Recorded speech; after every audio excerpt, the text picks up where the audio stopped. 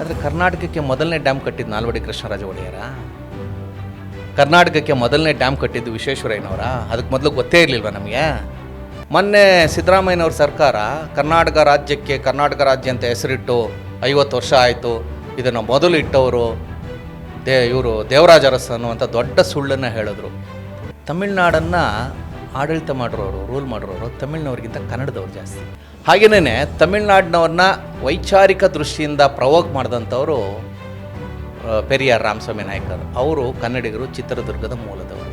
ಅಂದರೆ ಇಡೀ ತಮಿಳ್ನಾಡನ್ನು ಮೊದಲಿಂದನೂ ನಿಯಂತ್ರಣದಲ್ಲಿ ಇಟ್ಕೊಂಡಿದ್ದೇ ಕನ್ನಡಿಗರು, ಇವತ್ತಿಗೂ ಇಟ್ಕೊಂಡಿದ್ದಾರೆ. ಇವತ್ತೇನಾದರೂ ತಮಿಳ್ನಾಡಿನಲ್ಲಿ ವೈಚಾರಿಕತೆ ಇದೆ ಅಂದರೆ ಅದಕ್ಕೆ ಮೂಲ ಕಾರಣ ಕನ್ನಡಿಗರು. ಹೀಗಾಗಿ ಅವರಲ್ಲಿ ದ್ರಾವಿಡ ಅಸ್ಮಿತೆ ಇದೆ. ಇಲ್ಲಿ ಯಾಕಿಲ್ಲ? ಅದಕ್ಕೆ ನಾನು ಬರ್ತೀನಿ. ಸರ್ಕಾರ ಎಲ್ಲ ರೀತಿಯ ಪ್ರಾಧಿಕಾರಗಳು, ನಿಗಮ, ಅಭಿವೃದ್ಧಿ ಪ್ರಾಧಿಕಾರ, ಮಂಡಳಿ ಏನೆಲ್ಲ ಮಾಡಿದೆ ಅಲ್ವಾ? ಇತಿಹಾಸಕ್ಕೆ ಇದರ ಯೋಗ್ಯತೆಗೆ ಒಂದು ಪ್ರಾಧಿಕಾರ ಮಾಡೋಕ್ಕಾಗಿಲ್ಲ. ಇತಿಹಾಸ ಅಕಾಡೆಮಿನೇ ಇಲ್ವಲ್ಲ ಅಧಿಕೃತವಾಗಿ. ಯಾರೋ ಕೆಲವರು ಖಾಸಗಿಯಾಗಿ ಇತಿಹಾಸ ತಜ್ಞರು ಇತಿಹಾಸ ಅಕಾಡೆಮಿ ಅಂತ ಮಾಡ್ಕೊಂಡಿದ್ದಾರೆ, ಸರ್ಕಾರದ ವತಿಯಿಂದ ಇಲ್ಲ. ಇನ್ನು ತಮಿಳ್ನಾಡು ಪ್ರಸ್ತಾಪ ಮಾಡಿದ್ರೆ ದ್ರಾವಿಡ ಚಳವಳಿ ಮತ್ತು ಆ ಭಾಷೆ ಬಗ್ಗೆ ಮಾತಾಡೋದು, ಸ್ವಲ್ಪ ಭಾಷೆ ಇತಿಹಾಸದ ಬಗ್ಗೆ ಮಾತಾಡೋದಾದರೆ ಏನು ಅನ್ಸುತ್ತೆ ಅಂದರೆ ಇವತ್ತಿಗೂ ಅಲ್ಲಿ ಒಂದು ಇದೆ, ಕನ್ನಡನೂ ಇದೆ, ಇಲ್ಲ ಅಂತಿಲ್ಲ. ಆದರೆ ಅಲ್ಲಿಯ ಅಸ್ಮಿತೆ ಇದೆಯಲ್ಲ, ಅವರ ಆಚಾರ ವಿಚಾರ ಮತ್ತು ಭಾಷೆಯ ಬಗ್ಗೆಂದು, ಅದು ನಿಮಗೆ ಕರ್ನಾಟಕದಲ್ಲಿ ಉಳಿದಿದೆಯಾ ಮತ್ತು ಇಲ್ಲಿ ಬೇರೆ ಪ್ರಭಾವ ಇದೆಯಾ? ಏನು ಅನ್ಸುತ್ತೆ? ನೋಡಿ, ಇಲ್ಲಿ ಒಂದು ತಮಿಳ್ನಾಡು ಬಗ್ಗೆ ನೀವು ಕೇಳಿದ್ರಲ್ಲ, ತಮಿಳ್ನಾಡನ್ನು ಆಡಳಿತ ಮಾಡಿರೋರು, ರೂಲ್ ಮಾಡಿರೋರು ತಮಿಳ್ನವ್ರಿಗಿಂತ ಕನ್ನಡದವ್ರು ಜಾಸ್ತಿ. ಅದು ಇತಿಹಾಸ ಹೇಳುತ್ತೆ. ತಮಿಳ್ನಾಡು ನಮ್ಮ ಕರ್ನಾಟಕದ ಥರ ಅದು 3 ಭಾಗ. ನಮ್ಮ ಕರ್ನಾಟಕವನ್ನು ಉತ್ತರ ಕರ್ನಾಟಕ, ಹೈದ್ರಾಬಾದ್ ಕರ್ನಾಟಕ, ಮುಂಬೈ ಕರ್ನಾಟಕ, ಹಳೆ ಮೈಸೂರು ಅಂತೀವಲ್ಲ, ಅದೇ ಥರ ತಮಿಳ್ನಾಡನ್ನ 3 ಭಾಗ ಮಾಡ್ಕೊಂಡಿದ್ದಾರೆ.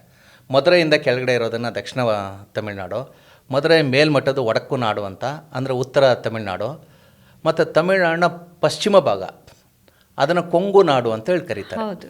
ಆ 3 ಭಾಗ ಇದೆಯಲ್ಲ, ಆ 3 ಭಾಗದಲ್ಲಿ ಕೊಂಗು ನಾಡನ್ನು ಮೊದಲು ಆಳಿದವರು ಗಂಗರು, ತಲಕಾಡಿನ ಗಂಗರು, ಕನ್ನಡಿಗರು. ಇಲ್ಲಿಂದ ಅಲ್ಲಿಗೆ 350ನೇ ಇಸ್ವಿಯಿಂದ 1004ರವರೆಗೆ 654 ವರ್ಷ ತಲಕಾಡಿನ ಗಂಗರು ಆಳಿದ್ರು. ಅವರಾದ್ಮೇಲೆ ಗಂಗರನ್ನು ಚೋಳರು ಸೋಲಿಸ್ತಾರೆ, ಅವರು 100 ವರ್ಷ ಆಳ್ವಿಕೆ ಮಾಡ್ತಾರೆ. ಮತ್ತೆ ಹೊಯ್ಸಳರು ಚೋಳರನ್ನ ಸೋಲಿಸ್ಬಿಟ್ಟು ಆ ಪ್ರಾಂತ್ಯವನ್ನು ಗೆದ್ಕೊಳ್ತಾರೆ. ಕೊಂಗು ನಾಡಿನ ಜೊತೆಗೆ ಮದುರೆವರೆಗೂ ಹೊಯ್ಸಳರು ಹೋಗ್ತಾರೆ. ಅವರು 200 ವರ್ಷಗಳ ಕಾಲ ನೋಡಿ, ಇವತ್ತಿಗೂ ತಮಿಳ್ನಾಡಿನವರು ಮುಮ್ಮಡಿ ವೀರ ಬಲ್ಲಾಳನನ್ನು ಗೌರವಿಸ್ತಾರೆ. ಒಂದು ದೇವಸ್ಥಾನದಲ್ಲಿ ಒಂದು ವಿಗ್ರಹ ಮಾಡಿದ್ದಾರೆ. ಅವನ ಶ್ರಾದ್ದದ ಕಾರ್ಯವನ್ನು ತಿರುವಣ್ಣಾಮಲೈನಲ್ಲಿರೋ ದೇವಸ್ಥಾನದಲ್ಲಿ ಸ್ವತಃ ಶಿವನೇ ಆ ಮುಮ್ಮಡಿ ವೀರ ಬಲ್ಲಾಳನ ತಿಥಿ ಕಾರ್ಯ, ಶ್ರಾದ್ದ ಅಂತೇಳಿ ಕರೀತಾರೆ, ಅದನ್ನು ಮಾಡ್ತಾನೆ ಅಂತ ಇವತ್ತಿಗೂ ಒಂದು ಧಾರ್ಮಿಕ ಆಚರಣೆ ಇದೆ. ಅಂದರೆ ಇಡೀ ತಮಿಳ್ನಾಡನ್ನು ಹೊಯ್ಸಳರು ಗೆದ್ಕೊಂಡು 200 ವರ್ಷ ಆಳ್ವಿಕೆ ಮಾಡ್ತಾರೆ. ಅವರು ಹೊಯ್ಸಳರು ಕನ್ನಡಿಗರು. ಅವರಾದಮೇಲೆ ವಿಜಯನಗರದ ಅರಸರು ಬರ್ತಾರೆ, ಅವರು 200 ವರ್ಷ ಆಳ್ವಿಕೆ ಮಾಡ್ತಾರೆ. ಗಂಗರು ಒಂದು 650 ವರ್ಷ, ಹೊಯ್ಸಳರು 200, 650, ಒಂದು 200, 850, ವಿಜಯನಗರದ ಅರಸರು ಒಂದು 200, 850, 1050 ವರ್ಷ. 2000 ವರ್ಷದ ಇತಿಹಾಸದಲ್ಲಿ 1050 ಅಥವಾ 1100 ವರ್ಷಗಳ ಕಾಲ ತಮಿಳ್ನಾಡನ್ನ ಆಳಿದವರೇ ಕನ್ನಡಿಗರು. ಆದರೆ ಭಾಷೆ ಬರ್ತೀನಿ. ಹಾಗೆಯೇ ತಮಿಳ್ನಾಡಿನವ್ರನ್ನ ವೈಚಾರಿಕ ದೃಷ್ಟಿಯಿಂದ ಪ್ರವೋಕ್ ಮಾಡಿದಂಥವರು ಪೆರಿಯಾರ್ ರಾಮಸ್ವಾಮಿ ನಾಯ್ಕರ್. ಅವರು ಕನ್ನಡಿಗರು, ಚಿತ್ರದುರ್ಗದ ಮೂಲದವರು. ಹಾಗೆ ತಮಿಳ್ನಾಡನ್ನ ಆಳಿದಂಥ ಜಯಲಲಿತಾ ಇರ್ಬೋದು, ಅಥವಾ ಇವತ್ತಿನ ರಜನಿಕಾಂತ್ ಇರ್ಬೋದು. ಅಂದರೆ ಇಡೀ ತಮಿಳ್ನಾಡನ್ನು ಮೊದಲಿಂದನೂ ನಿಯಂತ್ರಣದಲ್ಲಿ ಇಟ್ಕೊಂಡಿದ್ದೇ ಕನ್ನಡಿಗರು, ಇವತ್ತಿಗೂ ಇಟ್ಕೊಂಡಿದ್ದಾರೆ. ಇವತ್ತೇನಾದರೂ ತಮಿಳ್ನಾಡಿನಲ್ಲಿ ವೈಚಾರಿಕತೆ ಇದೆ ಅಂದರೆ ಅದಕ್ಕೆ ಮೂಲ ಕಾರಣ ಕನ್ನಡಿಗರು. ಹೀಗಾಗಿ ಅವರಲ್ಲಿ ದ್ರಾವಿಡ ಅಸ್ಮಿತೆ ಇದೆ. ಇಲ್ಲಿ ಯಾಕಿಲ್ಲ? ಅದಕ್ಕೆ ನಾನು ಬರ್ತೀನಿ. ನಮ್ಮ ಜನರಿಗೆ ಕೊಡೋದು ಗೊತ್ತೇ ವಿನಾ ಇಟ್ಕೊಳ್ಳೋದು ಗೊತ್ತಿಲ್ಲ. ಇನ್ನೊಬ್ಬರಿಗೆ ನಾವು ಪಾಠ ಮಾಡಿದ್ವಿ. ಈಗ 3 ಜನ ಆಚಾರ್ಯರಿಗೆ ನಾವು ಆಶ್ರಯ ಕೊಟ್ವಿ. ಶಂಕರಾಚಾರ್ಯರಿಗೆ ಶೃಂಗೇರಿಯಲ್ಲಿ ಆಶ್ರಯ ಕೊಡುವ ಮೂಲಕ, ಕೆಲವರು ಅದನ್ನು ಬೇರೆ ರೀತಿಯಲ್ಲಿ ವ್ಯಾಖ್ಯಾನ ಮಾಡ್ತಾರೆ, ಇಟ್ಕೊಳ್ಳಿ. ಅಂದರೆ ಗಂಗರ ಕಾಲದಲ್ಲಿ ಶಂಕರಾಚಾರ್ಯರು ಇಲ್ಲಿ ಬಂದು ತಮ್ಮ ಪಂಥವನ್ನು ಶುರು ಮಾಡಿದ್ರು. ಹಾಗೆಯೇ ಹೊಯ್ಸಳರ ಕಾಲದಲ್ಲಿ ರಾಮಾನುಜಾಚಾರ್ಯರು ಬಂದರು, ಇಲ್ಲಿ ತಮ್ಮ ವಿಷ್ಣುವರ್ಧನ ಕಾಲದಲ್ಲಿ ತಮ್ಮ ಪಂಥವನ್ನು ಶುರು ಮಾಡಿದ್ರು. ಹಾಗೆ ವಿಜಯನಗರದ ಬಾರ್ಕೂರು ಸಂಸ್ಥಾನ ಅಂತ ಮಂಗಳೂರು ಕಡೆ ಇದೆ, ಮಧ್ವಾಚಾರ್ಯರು ಇದು ಮಾಡಿದ್ರು. ಅಂದರೆ ಇವರಿಗೆಲ್ಲ ಆಶ್ರಯವನ್ನು ಕೊಟ್ಟಂಥವ್ರು ಕನ್ನಡಿಗರಿಗೆ ಆ ಪ್ರಜ್ಞೆ ಇತ್ತು. ಇಲ್ಲಿ ಯಾತಕ್ಕೆ ಅದು ಉಳಿಲಿಲ್ಲ ಅಂದರೆ ಅದಕ್ಕೆ ಕಾರಣಗಳನ್ನ ಹುಡುಕಬೇಕು. ಇಲ್ಲಿ ಉಳಿದೇ ಇರೋದಕ್ಕೆ ಕಾರಣ ಇತಿಹಾಸವನ್ನು ಇತಿಹಾಸವಾಗಿ ಇಟ್ಕೊಂಡಿಲ್ಲ ನಾವು ಕನ್ನಡಿಗರು. ತಮಿಳ್ನಾಡಿನಲ್ಲಿ ನಿಮಗೆ ಇತಿಹಾಸ ಸಿಗುತ್ತೆ. ಉದಾಹರಣೆಗೆ ಸ್ಟಾಲಿನ್ ಬಂದರು ಮೊನ್ನೆ ಅಧಿಕಾರಕ್ಕೆ. ಬಂದಿದ್ದ ತಕ್ಷಣ 3,000 ಕೋಟಿ ರೂಪಾಯಿನ ಎತ್ತಿಟ್ರು ಬಡ್ಜೆಟಲ್ಲಿ. ಏನಕ್ಕೆ? 3,000 ಕೋಟಿ ರೂಪಾಯಿನ ತಮಿಳು ಇತಿಹಾಸ, ತಮಿಳ್ನಾಡಿನ ಇತಿಹಾಸ ಅಧ್ಯಯನ ಮಾಡೋದಕ್ಕೆ ಎತ್ತಿಟ್ರು.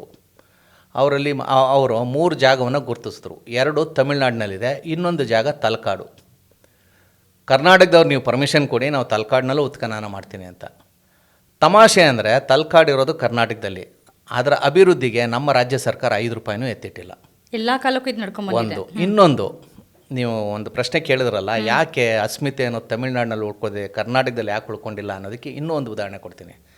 ಸರ್ಕಾರ ಎಲ್ಲ ರೀತಿಯ ಪ್ರಾಧಿಕಾರಗಳು, ನಿಗಮ, ಅಭಿವೃದ್ಧಿ ಪ್ರಾಧಿಕಾರ, ಮಂಡಳಿ ಏನೆಲ್ಲ ಮಾಡಿದೆ ಅಲ್ವಾ, ಇತಿಹಾಸಕ್ಕೆ ಇದ್ರ ಯೋಗ್ಯತೆಗೆ ಒಂದು ಪ್ರಾಧಿಕಾರ ಮಾಡೋಕ್ಕಾಗಿಲ್ಲ. ಇಲ್ಲಿ ತನಕ ಇತಿಹಾಸ ಅಕಾಡೆಮಿನೇ ಇಲ್ವಲ್ಲ ಅಧಿಕೃತವಾಗಿ.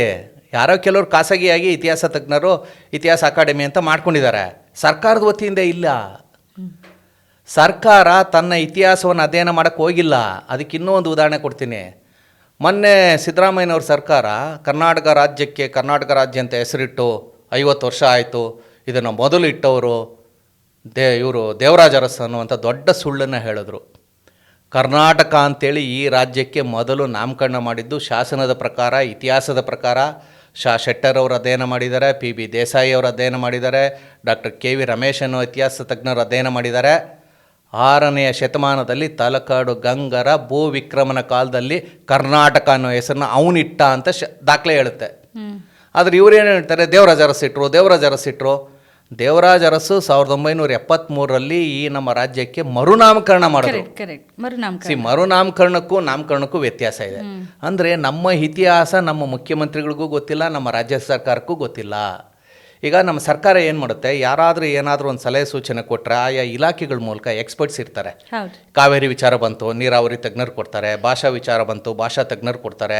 ಯಾವುದಾದ್ರೂ ವೈದ್ಯಕೀಯ ಬಂತು, ಡಾಕ್ಟ್ರುಗಳು ಒಂದು ಗಿಲ್ಡ್ ಅಂತ ಇರುತ್ತೆ, ಅವರೆಲ್ಲ ಕೊಡ್ತಾರೆ. ಇತಿಹಾಸದ ವಿಷಯ ಬಂದಾಗ ನಮ್ಮ ರಾಜ್ಯ ಸರ್ಕಾರ ಗೈಡ್ ಮಾಡೋರು ಯಾರು? ಇಲ್ವಲ್ಲ. ಅಕಾಡೆಮಿನೂ ಇಲ್ಲ, ಪ್ರಾಧಿಕಾರ ಇಲ್ಲ, ಮಂಡಳಿ ಇಲ್ಲ, ನಿಗಮ ಇಲ್ಲ. ಅಧಿಕೃತವಾಗಿ ಇತಿಹಾಸ ಅಧ್ಯಯನ ಮಾಡುವಂಥದ್ದು ಕರ್ನಾಟಕ ರಾಜ್ಯದಲ್ಲಿ ಇಲ್ಲವೇ ಇಲ್ಲ. ಅದು ಮೂಲ ಸಮಸ್ಯೆ. ಮೂಲ ಸಮಸ್ಯೆ ತಮಿಳ್ನಾಡಿನಲ್ಲಿದೆ, ಕೇರಳದಲ್ಲಿದೆ, ಬೇರೆ ರಾಜ್ಯಗಳಲ್ಲಿದೆ. ಹೀಗಾಗಿ ನಮ್ಮ ಸರ್ಕಾರ ಏನು ಮಾಡಬೇಕು, ಮೂಲ ಅಧ್ಯಯನ ಮಾಡಬೇಕು. ಈಗ ಬಸವಣ್ಣನವರನ್ನು ಸಾಂಸ್ಕೃತಿಕ ನಾಯಕ ಅಂತೇಳಿ ಮಾಡಿದ್ದಾರೆ, ಸಂತೋಷ. ಅವ್ರಿಗಿಂತ ಮೊದಲು ಯಾರಿದ್ರು ಅನ್ನೋದನ್ನು ಜನರಿಗೆ ತಿಳಿಸ್ಬೇಕು. ಅದು ನಿಮ್ಗೆ ಇತಿಹಾಸ ಸಿಗುತ್ತೆ. ಬಸವಣ್ಣ ಏನೆಲ್ಲ ಹೇಳಿದಾನೆ ಅದಷ್ಟು ವಿಷಯವನ್ನು ಚಾವುಂಡರಾಯ ಚಾವುಂಡ ಪುರಾಣದಲ್ಲಿ ಹೇಳ್ಬಿಟ್ಬಿಟ್ಟಿದ್ದಾನೆ. ನೀವು ಶರಣ ಚಳುವಳಿಯಲ್ಲಿ ಏನೆಲ್ಲ ನೋಡ್ತೀರಾ, ಸಿದ್ಧಾಂತಗಳು, ಆಮೇಲೆ ಏನಂತ ಕರಿತೀವೋ ಆಂದೋಲನಗಳು, ಇವೆಲ್ಲವೂ ಕೂಡ ಚಾವುಂಡರಾಯ ಪುರಾಣದಲ್ಲಿದೆ. ಮೊದಲನೇ ಪುರಾಣವನ್ನು ರಸ್ತೆ ಮಾಡಿದ್ದು ಚಾವುಂಡರಾಯ. ಆದರೆ ಏನಾಯ್ತು, ಜನಕ್ಕೆ ವಚನ ಸಾಹಿತ್ಯ ತಲುಪ್ತು, ಚಾವುಂಡರಾಯ ಪುರಾಣ ತಲುಪಿಲ್ಲ. ನೀವು ಚಾವುಂಡರಾಯ ಪುರಾಣನೂ ತಲುಪಿಸಿ. ಅಂದರೆ ನೀವು ಒಬ್ಬರಿಗೆ ಒಂದು ಕಣ್ಣಿಗೆ ಬೆಣ್ಣೆ, ಇನ್ನೊಂದು ಕಣ್ಣಿಗೆ ಸುಣ್ಣ ಮಾಡ್ತಾ ಇದ್ದೀರಾ, ಅದು ತಪ್ಪಲ್ವಾ? ಕರೆಕ್ಟ್. ಈಗ ನೀವು ಹೇಳಿದ್ರಿ ಅಂದರೆ ಆಮೇಲೆ ಇನ್ನೊಂದು ಪಾಯಿಂಟ್ ಇದೆ, ಕಂಟಿನ್ಯೂ ಮಾಡಿ. KRS ಕಟ್ಟಿದ್ದು ಕೆಲವರು ವಿಶ್ವೇಶ್ವರಯ್ಯ ಕ್ರೆಡಿಟ್ ಕೊಡೋಕೆ ಹೋಗ್ತಾರೆ, ಇನ್ನು ಕೆಲವರು ನಾಲ್ವಡಿ ಕೃಷ್ಣರಾಜ ಒಡೆಯರ್ ಕೊಡೋಕೆ ಹೋಗ್ತಾರೆ. ಎಸ್, ಅವರಿಬ್ಬರಿಗೂ ಅವ್ರವ್ರ ಗೌರವಕ್ಕೆ ತಕ್ಕಂತೆ ಸಲ್ಸೋಣ. ಇನ್ನು ಕೆಲವರು ಬ್ರಿಟಿಷರ ಹಚಿನ್ಸನ್ ಅವನು ಚೀಫ್ ಇಂಜಿನಿಯರ್ ಇದ್ದ, ಅದು ಕಾಂಟ್ರವರ್ಸಿಗೆ ಹೋಗಲ್ಲ ನಾನು. ಒಟ್ಟಿನಲ್ಲಿ 1924ರಲ್ಲಿ ಕಾವೇರಿ ನದಿಗೆ ನಾಲ್ವಡಿ ಕೃಷ್ಣರಾಜ ಒಡೆಯರ ಆಳ್ವಿಕೆ ಕಾಲದಲ್ಲಿ ಒಂದು ಡ್ಯಾಮನ್ನು ಕಟ್ಟಿದ್ರು, ಸತ್ಯ. ಅದಕ್ಕೆ ಬೇಕಾದಂಥ ಹಣಕಾಸು ಹೊಂದಿಸೋದಕ್ಕೆ ಅವರ ಹೆಂಡತಿ ಒಡವೆ, ಅವ್ರ ತಾಯಿ ಒಡವೆ ಎಲ್ಲವನ್ನು ಮಾರಾಟ ಮಾಡಿದ್ರು ಬಾಂಬೆನಲ್ಲಿ, ಅದು ಸತ್ಯ. ಇದು ಯಾವುದನ್ನು ನಾನು ನಿರಾಕರಿಸಲ್ಲ. ಆದರೆ ಕರ್ನಾಟಕಕ್ಕೆ ಮೊದಲನೇ ಡ್ಯಾಮ್ ಕಟ್ಟಿದ್ದು ನಾಲ್ವಡಿ ಕೃಷ್ಣರಾಜ ಒಡೆಯರ? ಕರ್ನಾಟಕಕ್ಕೆ ಮೊದಲನೇ ಡ್ಯಾಮ್ ಕಟ್ಟಿದ್ದು ವಿಶ್ವೇಶ್ವರಯ್ಯನವರ? ಅದಕ್ಕೆ ಮೊದಲು ಗೊತ್ತೇ ಇರಲಿಲ್ವ ನಮಗೆ? ಇತಿಹಾಸ ಅಧ್ಯಯನ ಮಾಡಿದ್ರೆ 905ನೇ ಇಸ್ವಿ 905 905ನೇ ಇಸ್ವಿಯ ಶಾಸನವನ್ನು ಪಾಂಡವಪುರದ ಹತ್ರ ಇದೆ. ಇವತ್ತು KRS ಅಂತ ಏನಿದೆಯೋ ಅದರಿಂದ 6 ಕಿಲೋಮೀಟ್ರ್ ಹಿಂಭಾಗದಲ್ಲಿ ಸೀತಾಪುರ ರಾಮಪುರ ಅಂತ ಊರಿದೆ ಇವತ್ತಿಗೂ.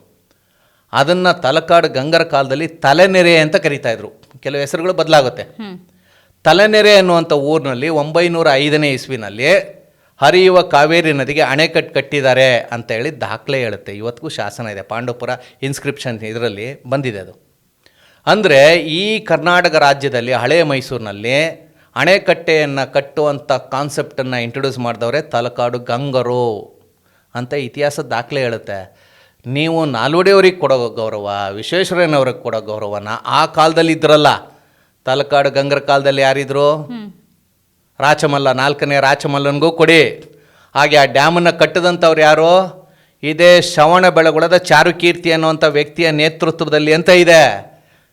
ಚಾರುಕೀರ್ತಿ ಶ್ರವಣಬೆಳಗೊಳದ ಒಬ್ಬ ಧಾರ್ಮಿಕ ಪಂಡಿತರು ಅವರ ನೇತೃತ್ವದಲ್ಲಿ ಕಟ್ಟಿದ್ರು ಅಂತ ಇದೆ.